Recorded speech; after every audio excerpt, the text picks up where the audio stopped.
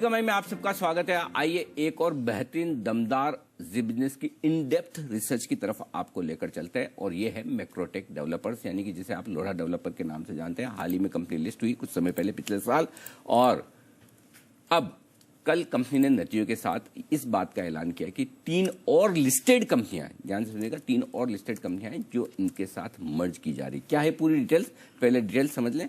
वरुण हमारे साथ है, वक्त है जी बिजनेस एक्सक्लूसिव रिसर्च का, तो वरुण बताइए। डेफिनेटली अनिल जी, तो जैसे कि आपने कहा कि 3 लिस्टेड कंपनीज है जो कि ग्रुप कंपनीज है, उनको ये अपने आप में मर्ज कर रहे हैं बेसिकली, है ना। तो 3 कंपनियां कौन सी है? एक तो रोज लाइफ फाइनेंस, नेशनल स्टैंडर्ड और सनत नगर। ये 3 कंपनियां जिनको मैक्रोटेक अपने आप में विलय कर लेगा, है ना। अब ये 3 कंपनियों को विलय क्यों कर रहा है? क्योंकि एक तो ये ग्रुप कंपनीज है, 70% के आसपास जो है मैक्रोटेक के पास इनकी शेयर होल्डिंग है, तो कहीं ना कहीं मैक्रोटेक ही इनका प्रोमोटर्स है।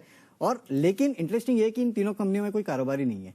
रोज लाइफ अगर आप देखेंगे तो इसमें करीब 18 लाख के आसपास के एसेट्स है। सनत नगर के एसेट्स अगर आप देखेंगे तो करीब 60 करोड़ के आसपास है, जिसमें भी 50% अगर आप देखेंगे तो डिफर्ड टैक्स एसेट्स है। एक नेशनल स्टैंडर्ड है जिसके कुछ रेवेन्यूज है करीब 7 करोड़ के आसपास के, वो मुनाफा 14 करोड़ का है।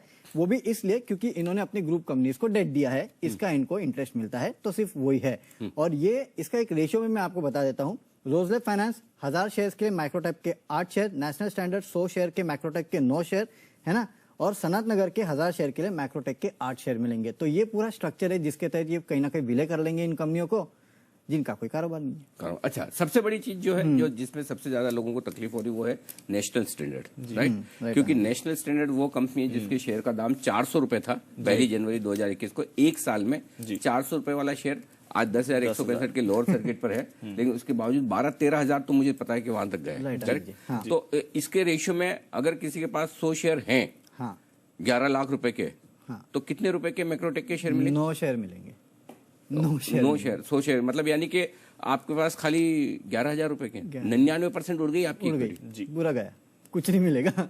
अनिल जी, वैसे भी इस कंपनी के कारोबार में कुछ था नहीं जो ये 10,000 रुपए का हो जाए। आपके पास क्या है? 7 करोड़ रुपए के आसपास के रेवेन्यूज है, और जो तो आप ये कह रहे हैं तीनों कंपनियों के में कोई खास कारोबार नहीं है? कुछ अच्छा, नहीं क्या है। क्या अच्छा पहले मुझे बताइए कारण क्या क्या दिए, क्यों कंपनी चाहती है कि इनको मर्ज किया जाए मैक्रोटेक के साथ? मैक्रोटेक तो बड़ी प्रतिष्ठित कंपनी है, बड़ी कंपनी है, बड़े सारे प्रोजेक्ट नाम है लोढ़ा डेवलपर, तो ये अननोन 3 कंपनियां जो है इन्हें क्यों मर्ज करना चाहते हैं? अनिल जी, सबसे पहले तो इन्होंने कहा कि जो ग्रुप स्ट्रक्चर है उसको हम आसान करना चाहते हैं। अब ये कैसे आसान होगा इसके बाद पता नहीं, क्योंकि सब में तो आपकी वैसे 70% के ऊपर की होल्डिंग तो थी, कहीं ना कहीं डायरेक्ट थी, कहीं इनडायरेक्ट। नहीं, आप तो कारण बताइए। क्या क्या? तो ये पहला तो था कि ग्रुप स्ट्रक्चर को ठीक ठाक करना चाहते हैं। उसके लिए इन्होंने कहा कि हम इसके लिए इसको पूरा ये रिवर्स मजा जो भी समझ लीजिए आप। दूसरा बोलते हैं कि रेगुलेटरी कंप्लायंस जो है उसको हम कम करना चाहते हैं, क्योंकि बाकी कंपनियां जो है वो लिस्टेड है, तो हमको रेगुलेटरी कंप्लायंस नहीं चाहिए इसके लिए। तीसरा, कहीं ना कहीं मैनेजमेंट का जो फोकस है वो बेहतर होना चाहिए। अब अनिल जी, ऐसा है ना कि मैक्रोटेक का कोई भी जो डायरेक्टर है वो इनके बोर्ड पे नहीं है, बट बाकी तीनों कंपनियों को अगर आप देखेंगे तो हर एक के बोर्ड पे एक दूसरे के बोर्ड के डायरेक्टर्स है। नहीं, तो इसके लिए कहीं ना कहीं वो बोलते हैं कि आसान। अब इसमें 2-3 चीजें हैं। पहली चीज तो ये कि अगर मैनेजमेंट ये समझता है कि उनका फोकस ज्यादा मैक्रोटेक पर रहे और बैंडविड्थ दूसरी में न जाए, तो मैक्रोटेक के बोर्ड में जो बोर्ड मेंबर्स हैं उनमें से कोई भी बोर्ड मेंबर इन 3 कंपनियों पर नहीं है, तो फिर तो मैनेजमेंट बैंडविड्थ डाइवर्ट होने का सवाल ही नहीं। तो वो तो पॉइंट ही गलत है, समझ में नहीं कि आपस में 3 कंपनियों के अगर वाकई में फोकस वाली कंपनियां हैं तो रेवेन्यू किधर है, प्रॉफिट किधर है? तो फोकस होता तो आज ये हालत थोड़ी होती। करेक्ट, तो फोकस तो है ही नहीं। एक तो ट्रेड भी नहीं कर रही मेरे ख्याल से, रोज लैब तो सस्पेंडेड है, ठीक है, वहां पर तो भाव भी नहीं आ रहा, पता नहीं ये लास्ट कब का भाव है। और बाकी में भी अगर 18 लाख रुपए की कुल मिलाकर एसेट्स हैं एक कंपनी में, तो फिर कहाँ का फोकस? तो कौन सा आपका फोकस डाइवर्ट हो रहा है? अगर फोकस डाइवर्ट हो रहा होता तो ये हालत थोड़ी होती है 3 कंपनी। तो ये तो पॉइंट ही गलत है। पहली चीज तो ये पॉइंट गलत है कि मैनेजमेंट की बैंडविड्थ एक ही कंपनी में जाए। दूसरी चीज, रेगुलेटरी कंप्लायंस कम करने के लिहाज से, हाँ, ये जरूर है कि लिस्टेड कंपनी है, अगर रेगुलेटरी कंप्लायंस हो रही होती तो ये डिलिस्ट क्यों होती या सस्पेंडेड क्यों होती? डिलिस्ट नहीं है, माफ कीजिएगा, सस्पेंडेड क्यों है ना? उसके बावजूद अगर आपको कम करनी, सीधा डिलिस्ट करिए ना। Right, correct. क्यों आपको मैक्रोटेक जैसी बढ़िया कंपनी के अंदर बाकी 3 कंपनियां घुसानी है जिसमें कुछ फायदा होना नहीं है? करेक्ट।